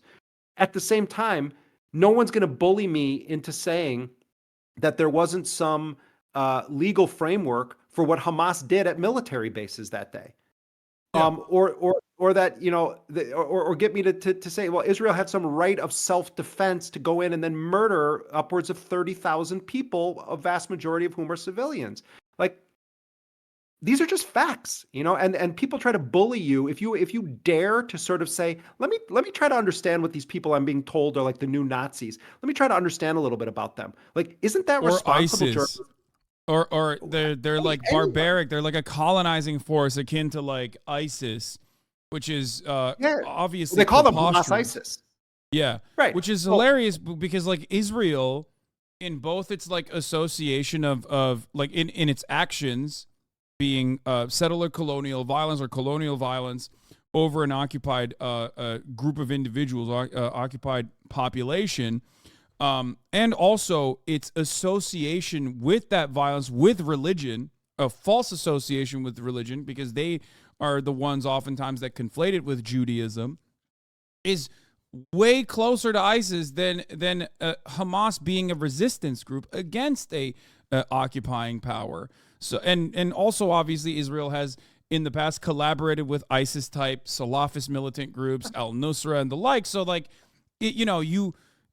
whereas while there are, as far as I understand, ISIS militants inside of Gaza too every now and then, Hamas does not want ISIS to be inside of Gaza. They want to be the only game in town. So they have executed ISIS militants inside of Gaza in the past. So It's It, not just that. it's I mean, that's true what you're saying, but it's not just that. It's also that there is a distinct national identity to the Palestinian resistance, and the notion that you're going to have, these other forces coming in and hijacking what is ultimately a national liberation struggle. I mean, that's what Palestinians have been engaged in for 76 years. They've been engaged in a national liberation struggle. And because, we all now, it's the power of nightmares, ooh, spooky Islamic resistance, if Catholicism was demonized in the same way, then it would have been the same narrative about the IRA, in Ireland. yeah. And so there isn't compatibility between ISIS and the Palestinian resistance, because the Palestinian resistance is a distinctly national liberation movement. It's just true. Yeah. And And actually, it falls apart. Like the arguments fall apart so quickly because like if you consistently make your enemy look like a barbaric monster that has no real interest in like emancipation or anything of that matter, and they're just simply operating on anti-Semitism and like their hatred for Jewish people, which is or even like how much they love Hitler. They're always like, oh, look at ISIS. Not ISIS. Look at Hamas. yeah. We found like another copy of Mein Kampf in Arabic that's annotated over and over again. Now, when I look at that, I find it very hilarious because like that is such a classic Western focused version of propaganda. Like they're trying to conduct an argument as though like this is campus anti-Semitism. Like they went to a Jewish fraternity and painted a swastika on the side of it. Like that's not what Hamas is doing at all. But they're trying to Americanize, or they're trying to get the Western world to understand it. It's like, listen, the idea that like Palestinians are operating on the basis of anti-Semitism and not on the fact that like Israel is blowing up their population and has been a belligerent occupier for at least since 1967 and even before that, obviously with the Nakba, but and that it's being conducted by those who say that they're doing it at the behest of Judaism. Like they don't need Mein Kampf to learn about anti-Semitism in the same way that like some Midwestern kid would in America to when they get radicalized online or whatever, right? Like that's so stupid. I mean, can you imagine, imagine what it's like to grow up in Gaza. I mean, but seriously, people should really, really think about this. Imagine what your human existence would be like if you grow up in an area, a country, basically that is more or less the size of Philadelphia, and you're trapped in what is essentially an open air prison, and you have a foreign occupying power that is in full control of every aspect of your life, whether there is water, whether there is food, whether the fishermen are allowed to go a certain distance off the shore. You're growing up in this sort of cage, basically. And Palestinians in Gaza are some of the most well-educated people in the world. Israel systematically destroyed its universities, killed its academics, its poets, its storytellers. But it's like, what happens to the psychology of human beings? What does the world expect anyway? Is going to happen? It's a miracle. It's a miracle that the people of Gaza are the way they are. It's a miracle that they're so resilient. I mean, Yeah. look at how right now most Palestinians are living in conditions where they have one toilet for every 480 people. That's what most people are. Think of how many Americans fucking gripe about their kids taking too long in the bathroom. Imagine having to live in conditions where you are breastfeeding a baby and you have to make a choice between drinking salt water that's going to make you ill or contaminated water that's going to make you ill. You have women with newborn babies who can't lactate, and so they're using formula, and they don't have clean water to mix the formula powder. So they're having to try to decide which kind of contaminated water should I use to breastfeed my baby. Just one moment of anyone's day, you should just stop, read something about what the conditions were like even on October 6th in Gaza, and ask yourself, how would I look my children in the face? How would I look my friends in the face? What would my life be like? Would I be pursuing a PhD? Would I be going to university? Would I be online trying to educate the rest of the world? What kind of person would you be? It's incredible that the people of Gaza are as resilient, that you see so many articulate children. This 9-year-old girl who did an interview with Wael Daoud, the bureau Al chief for Al Jazeera, Jazeera yeah. Arabic, who wants to be I posted this video of her on Twitter, and then like 2 days later, Wael and his cameraman get hit by an Israeli drone strike when they're reporting on a previous strike at a hospital. But it's like this little girl was incredible. So many children that you see that are videos of them coming out of Gaza.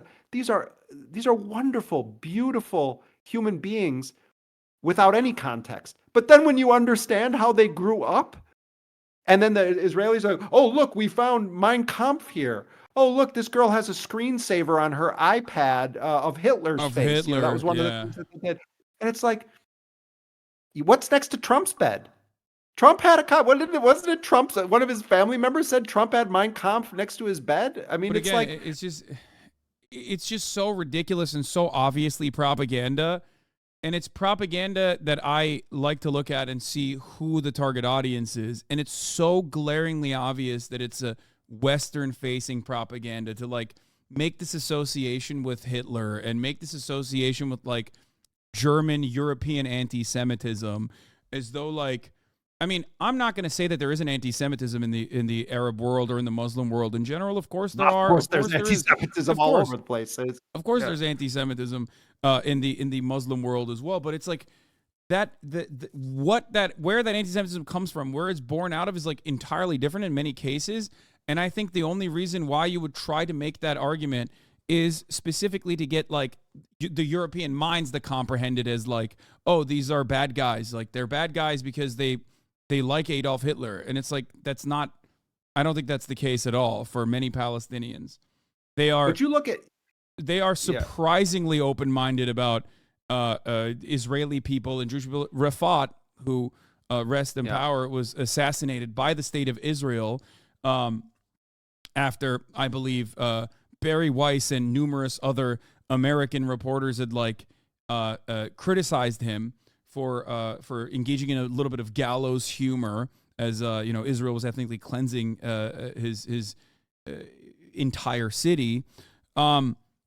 He talked about how originally, until like I guess he was like 25 or 26 or something, that he had never met a Jewish person, and beyond that, everything he knew about Jewish people was Israel, and that he thought that like Jewish people just despised all Palestinians across the board, and that like they just wanted to kill all Palestinians across the board. And then he had changed his perception when he realized like, oh my God, they're like actually Israeli citizens, even Israeli Jewish citizens that are out there advocating for Palestinians against their own country. And I think like this is something that we can't comprehend in America because it's impossible for us to comprehend it. We have no way of contextualizing that level of violence. We only see it in TV as like either entire city blocks reduced to rubble, in like whether it be Syria or Iraq, in the hands of like American soldiers, or like civil war or something of that sort. We don't have any way of recognizing that these are real human beings and not like something that's different, something that's been dehumanized systematically through mainstream media as a consequence of America's objectives in the Middle East. I mean, as someone who's traveled a lot in countries that have been on the, I've been in a lot of places where you're on the other side of the barrel of the gun, of American foreign policy.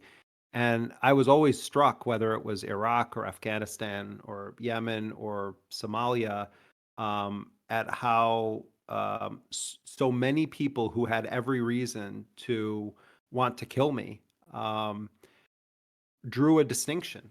And I heard it so many times, it was almost like someone had given a script. That's how consistent it was in countries across the world, where people would say, I know you're not your government. And I would be the one saying to them, no, I'm also complicit in this. It's I think we've been fed an enormous barrel of lies our whole lives. And it's necessary to dehumanize the enemy. That's the first step. of justifying the unjustifiable. And it's a tactic as old as time. And it's not that there aren't, you know, sick, twisted bastards, operating in a variety of groups, including Hamas. That's true. There's also sick, twisted bastards operating in the United States military.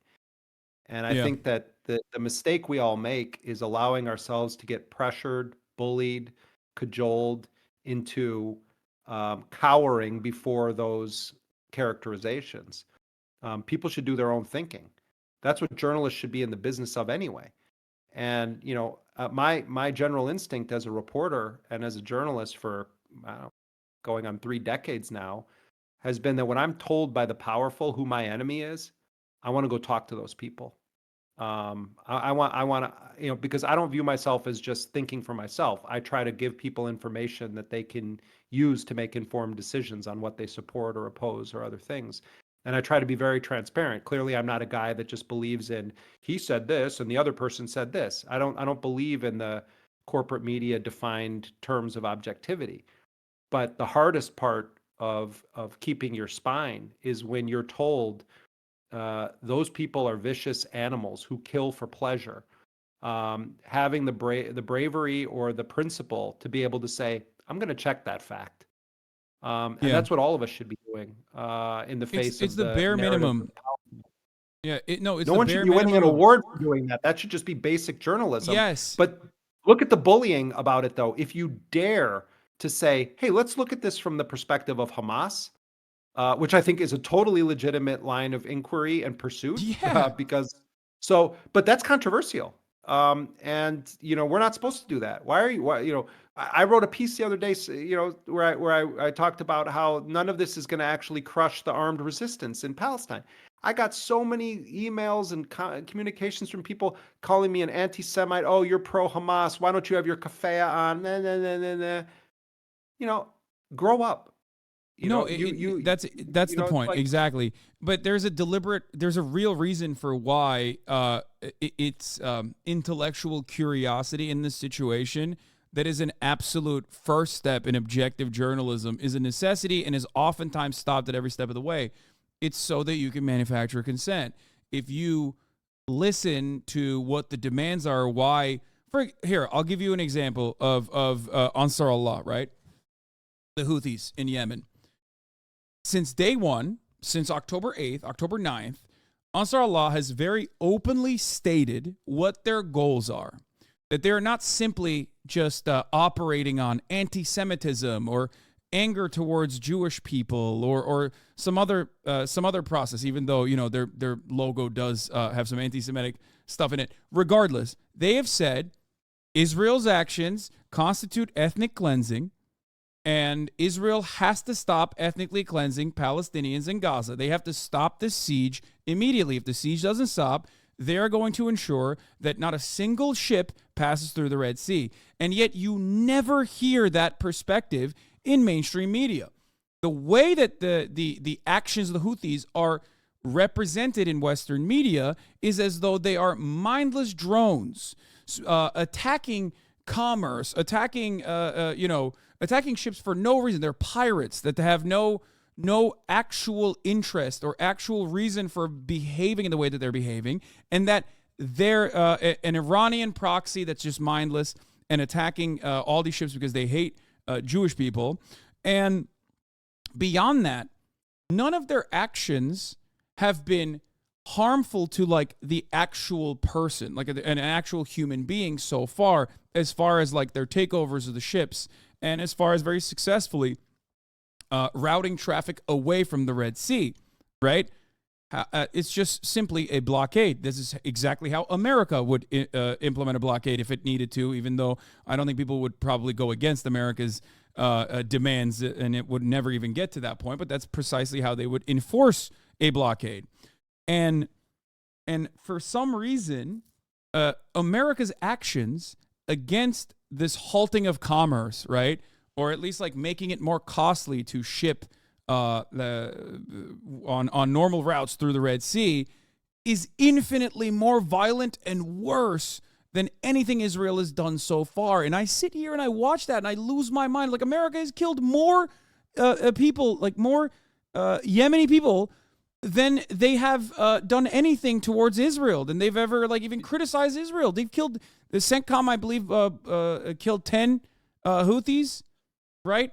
And now they're talking about possibly like blowing up Yemen again. And I mean, these guys have already survived. They withstood an American backed genocide already. So I think they have this perspective where they look at it and they're like, you've done the worst to us. What more can you do, right? And it is mind-boggling to me that there is not better coverage on this issue, because God forbid if you do actually treat the Houthis as like rational actors, right? Even if you don't agree with their perspective or whatever, if you just treat them as like rational actors in the situation, God forbid, more people might say, well, I want to do BDS. I want to boycott Israel until it stops. And Naomi Klein wrote a good piece in the Guardian this week about that. It was like the 15th anniversary of her writing advocating for BDS, boycott, divest, sanction, and she was just writing about what the basis of her piece in the Guardian was basically what if the world had listened 15 years ago on this issue. One thing I wanted to mention though in the context, I haven't seen anyone bring this up about the Houthi blockade. Do you remember back in 2010 when these peace activists organized a humanitarian flotilla to try to break the siege of Gaza? Yeah. So I think it's a really irrelevant. I think it's a very relevant point to raise in the context of this. How did Israel respond to an effort to affect the waters around Gaza when peace activists bringing in humanitarian supplies? Largely, it was a symbolic gesture to try to break the blockade of Gaza. The Israelis storm the ship, and they end up killing 9 people. The Israeli commandos go onto the ship, and they end up killing 9 people. They didn't find a single weapon on board. They didn't find a single piece of military anything. It was exactly what the activists had said. And you know who the person that then in the United States deploys to meet the press and other shows to defend Israel's killing of these activists? It was Joe Biden at the time who did that. And it's like, what the Yemenis are doing with this blockade is an incredibly creative response for a largely powerless state. Yemen doesn't have the capacity to fight Israel militarily. It doesn't, although Yemenis sent more people to fight the jihad in Afghanistan against the Soviet Union than any other country in the Arab world. I mean, Yemen is off the charts surreal country. It's one of the most amazing places I've ever been. I actually love Yemen. It's an incredible country. But what I'm saying is, in the context of all the Arab-Israeli wars, in the context of everything that's taken place since the 1948 Nakba and the beginning of all of this for the Palestinians, you've just had failure after failure after failure to defend the Palestinian people. And the solidarity has been utterly lacking, particularly from Arab states. For Yemen, regardless of what anyone thinks of the Houthis, about any of that, but for Yemen in particular, to have found some creative intervention to participate in this is an extraordinary piece of history that we're watching unfold. And the fact that that tiny nation has caused the Goliaths of the world to deploy to surround Yemen, it's extraordinary. I mean, it's an extraordinary thing that is happening. And the reaction of the United States and Britain and all of these other powerful nations, it's something to behold. It actually shows a great fear on the part of the empire rather than, anything it says about Yemen. It's really extraordinary thing that we're watching. Absolutely. Beyond that, speaking of Mavi Madmada, are you and I gonna just have this we're gonna do like a 3-hour show together or something? We're gonna no, I'm gonna let you go after this. Co-host here? No, I'm just no. I'm sorry. I know we were supposed to have this for a 1-hour conversation, but you've been here for 50 extra minutes since then, and I want to keep you. I'm sure you got I'm sure you got like the German police to evade for all of the anti-Semitism that you demonstrated. I'm hoping that they're not watching Twitch here. Yeah. I said that my parents were big fans of your show, and I put that on Twitter. And do you know how many people are accusing me of lying? And as though I would lie about my parents watching Hasan, the Hun, HasanAbi Twitch Okay, I'm TV. gonna be honest. I also thought you were joking when you said that. I mean, maybe they're I watching now. I was but joking, but my mom is watching. Of Oh course, yeah, my parents don't watch. I had to yeah, explain to my mom what it yeah. was. But the point, no, but the point I'm making is just shows something about social media that people actually took it seriously. Like it was a joke. My haters are insane though. The thing I was gonna say about Mavi Madamana, here's an interesting thing. I'm Turkish. I don't know if you knew that or not, but I grew up in Turkey. Recep Tayyip Erdogan very famously was super critical of Israel after that, but it's all theatrics. We just talked about how much of return on investment that the Houthis got, Ansar Allah got, from implementing a blockade. You know which country has so much power to genuinely economically cripple the state of Israel? Turkey, as a matter of fact, because I believe approximately 40% of all energy that goes into Israel passes through Turkey, from Azerbaijan to Turkey, through Turkish pipes directly into Israel. Something along the lines of like 40 to 50, maybe 60% of the steel that Israel uses comes directly from Turkey as well. Recep Tayyip Erdogan's own son was while Recep Tayyip Erdogan is engaging in all this political theater, talking about, Israel, your time is over. Netanyahu, more like Satan Yahoo, whatever, whatever he's doing every day.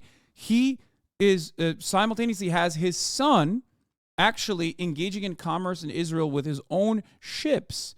And this is a fact that he has tried to. But is this ongoing now? Yeah. Is this ongoing since the Gaza siege began? 100,000%. Absolutely. So much so that he tried to forcibly suppress a news story that covered his son's dealings with Israel and the shipping deal that his son has with Israel in Turkey, like last couple weeks ago. Okay, so anything that Recep Tayyip Erdogan says, for example, about Israel, sure, optically speaking, it's important for a regional leader to go out and criticize Israel's actions, certainly.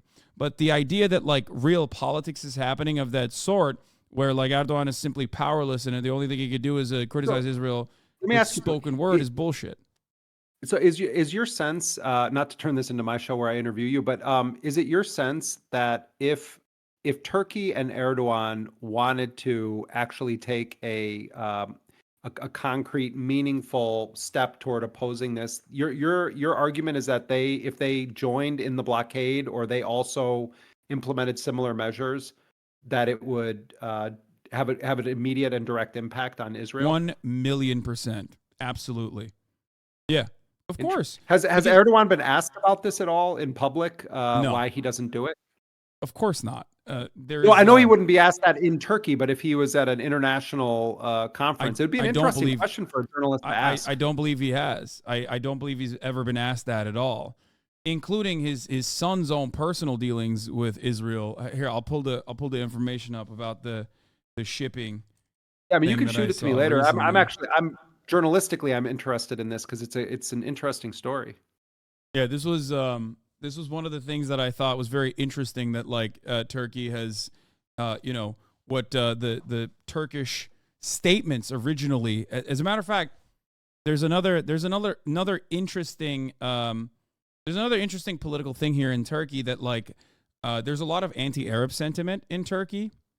Because from even liberal, now newly formed ultra-nationalist coalitions, and originally, even Erdogan's statements were kind of wishy-washy on Palestine, on Gaza, in the immediate aftermath of October 7. And then there was a course correction done in Turkey because of the overwhelming popular support from the population, both ironically from the more Islamist side of the Turkish population, and also even actual leftists, like communists and whatnot, that were you saw flags of the PFLP and DFLP in Turkey alongside the flags of Islamic Jihad being waved at the same time. It was a very weird situation, but ultimately, Erdogan retriangulated his message because he is a populist quite similar to Donald Trump in many ways, and has Yeah, been I super I critical of want to. Israel. It's really, I mean, it's really interesting because I have a kind of sub interest in sort of monitoring how various Arab states are approaching this. I thought it was interesting that Saudi Arabia signed on to South Africa's genocide suit Yeah. at the ICJ. When they're not butchering, journalists in their consulate, they're, they're doing the right thing, it appears. But I think it's interesting what's happening in Jordan, what's happening in Lebanon, Egypt, but Turkey, as you're certainly more familiar with than I am. I mean, under Erdogan, there's been a very interesting shift in how Turkey has engaged in East Africa, in Somalia and Oh, in elsewhere. Somalia, yeah. But also the sort of, he fancies himself this sort of bridge between Europe and the Middle East, and I think it's what you're saying is really interesting because that form of hypocrisy is particularly noteworthy when you're going so far in rhetoric as Erdogan has on Netanyahu and his conduct, to the point where some German politicians are suggesting that Erdogan shouldn't even be allowed into Germany anymore because he violated their laws on anti-Semitic speech. That's actually been raised. It's quite interesting to note that he could take what is effectively a non-military response to this that is more akin to sanctions, and is refusing to do so, and that his son is benefiting off of the continuation of these Yeah. routes. I definitely want to look into it. It's a very Well, interesting story. yeah, I mean, but that's just how Turkey operates. Only NATO Yeah, that nations may be attack true. other That may NATO be true, but nations. yes, that may be Yeah. true, but what's old is new when situations like this Yeah. unfold. I mean, history becomes very relevant in moments like this. Yeah, same with like being the primary creator of the Bayraktars, right? The UAV drones that were shipped to Ukraine while simultaneously cutting energy deals with Russia on the. I mean, Israel itself has done this with respect to Ukraine and Russia as well, because of their own relationship with both of those countries. Recep Tayyip Erdogan is very famous for being like super aggro when it comes to political theater, while simultaneously conducting his affairs behind closed doors in the same ways that when push comes to shove, when it's material interests, Erdogan is always going to be a loyal servant to Western interests. And that has been proven time and time again. And that is precisely why he is allowed to operate in the way that he wants to in the northern Syrian corridor as a NATO power, because America gives Erdogan the permission to do whatever he wants in the northern Syrian corridor, because I think America ultimately understands that no matter what Erdogan says in public, what he is going to do is still do the bidding of the Western world in many respects. Huh. Interesting, man. I have to hit you up about some more of that and get details on it. It's very, Yeah, very I cool. sent It's you a been couple good being with articles you, man. on See ya. Azerbaijan, which, by the way, of course, Israel gave weapons to when it was operating Yep. in Karabakh. And Nagorno-Karabakh. Yeah. Yeah. Um, Okay. all right. Well, that does it for 2 hours. Wait, You can know. you So can you can you explain to me just a couple of very quick things about the lingo of your crowd there? What's this kaya kaya thing? Can you tell me some of this stuff? okay. So Kaya is my dog. She's sleeping right now, so I don't want to wake her up. People But told me not to look those at are your chat, but I peeked at it a little bit. And well. can you just give me like a couple highlights of what goes on? Because mostly I've just been looking at you. So here's how this works. Right next to me, if you go on the stream, if you watch the stream and see the chat, you'll see that there's like emotes, but you don't have the proper programs, like the proper apps, like BTTV and FFZ and stuff, to see those Yeah. emotes. So you just see the code basically. So when you look at it, you probably see Kaya PLS, right? That's actually a dancing puppy, animated dancing puppy. So it's like hieroglyphs. Twitch culture is very interesting. We use a lot of emotes Okay, I got it. basically. I'm looking. So yeah, what you see is probably just the word. What you see probably just the word Kaya PLS, but on my screen and on everybody else's screen, they actually see a dancing Holy puppy. Moses. Look at these people. Like, Yeah. oh, okay. Well, there's some things I wish I didn't see, but, Wow, I'm just looking through your chat here. This is who are Yeah, who like are all these people? like normies think like for example, like Pepe the Frog is like an alt-right symbol, but like it has been used in on this side of the internet in a completely apolitical way in perpetuity since the beginning. Wow. No, I'm reading some of the I'm reading some of the comments here, even though I was told not to. And wow, what a hodgepodge of things. Like Yeah. interesting crowd of people you have here. Yeah, I don't mean to do a crash course on this. I've never been on something like this before. Yeah, there's It's currently really interesting. 23,000 people this entire time that's been listening to us talk. Wow, thank you It's a everyone for stadium full of spending this people. time. I mean, I really for a while just thought it was you and I shooting the shit, but it's wow, it's really interesting. I appreciate the opportunity also to probably talk to a lot of people who never heard of my work or anything like that. Yeah, these guys might be a Yeah. little young to know of some of the No, things. I no, it's mean, that cool. you brought up. Yeah, but it's all good. I mean, I actually, I talk a lot at universities, and I really, I have a lot of respect for the younger generation. I mean, it's strange when you realize that's not you anymore.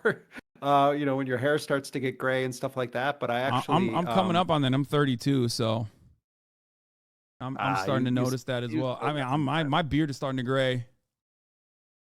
Right. Well, you still got some good years in you, but no, but thanks a lot for having me on, and also for all those people for hanging out and yeah, and listening. Okay, before you leave, I want to show you one Yeah. last thing. Okay, I'm going to share Okay. my screen with you for this. This is a Oh, really funny thing that I love. I is this love. gonna like infect my computer with something? No, no, no, no. Hold on one second. Remember how you talked about? Remember how you talked about like the Israeli government, the IDF, like faking stuff?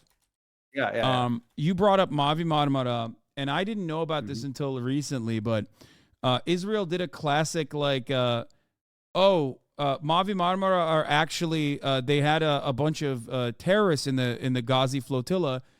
Why do we know that? Because we intercepted their phone conversations thing back then as well. And this is what the phone conversation that they supposedly intercepted. This is what it sounded like. Let me see if I can find it. Does chat? Do you guys have it?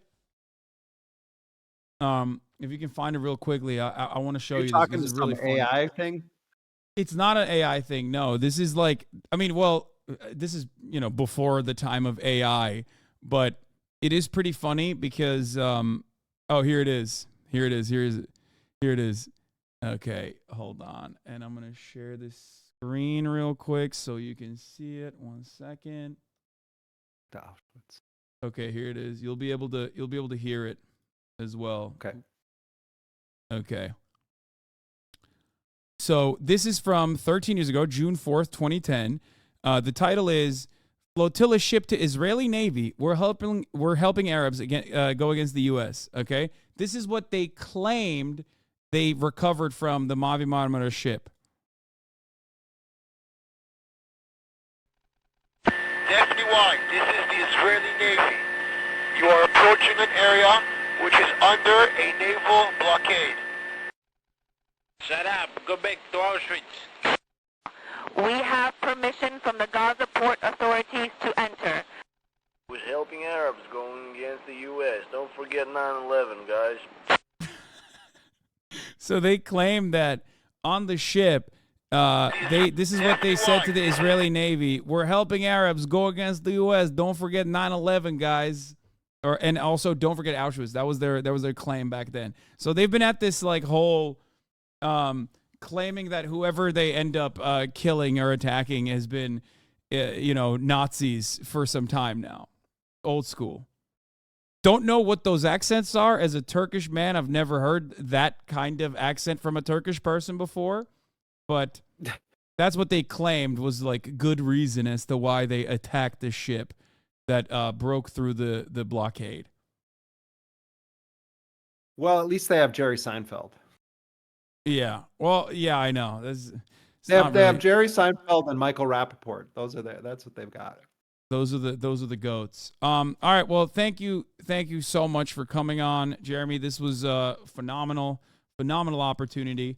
And I look forward to having you on in the future, hopefully under better circumstances. Yeah, anytime. And thanks again to you and to your whole crew. It sounds like, just from reading the comments, it sounds like you often do a lot of interacting with your community there, which is a cool thing. And, Oh, yeah. well, my apologies for sucking up all the time. I'm sure there were a lot of people. No, not at all. This was really, really good. All right, cool. Anytime, man. Happy to right. come back. All right, bye. All right, take care. How do I disconnect? I got it. I'll do it.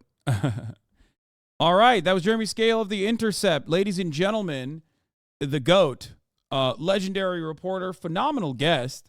I feel like you guys really enjoyed that. If you can't get enough of Jeremy talking for 2 hours in a row, I highly suggest his podcast as well. I believe it was Intercepted, right? Not Deconstructed. Deconstructed is with Ryan. Intercepted is the podcast that he does. Great podcast, oftentimes alongside Murtaza Hussein. And yeah, this is a real journalist. For those of you who don't know, like a very real journalist, one of the few remaining, as a matter of fact. So we are very fortunate to be able to have him on for 2 hours at a time. I mean, it's crazy. You know? He was asking about when you refer to chat to find a clip if it's AI. If that is AI, oh, maybe. Yeah, now get Cy Hirsch on the show. Could do that. Could do that as well. What is this? Robert Kraft unveiled a $25 million campaign to stop anti-Semitism? That's crazy. How about a $25 million campaign to stop the top of the hour ad break, which comes at the top of every hour? By the way,